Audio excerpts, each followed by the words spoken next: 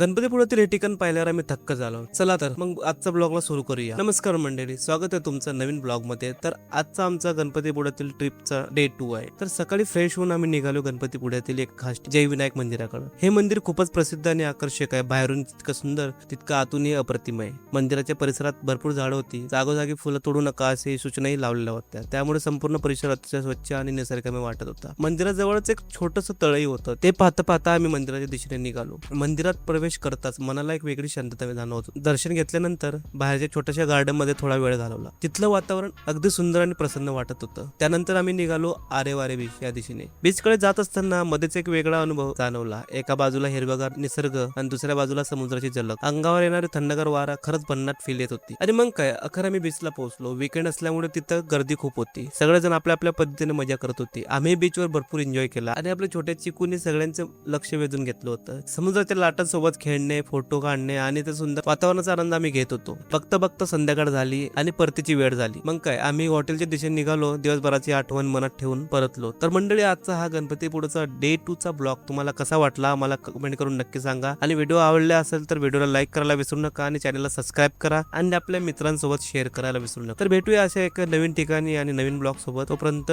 काळजी घ्या. Take care. Bye bye.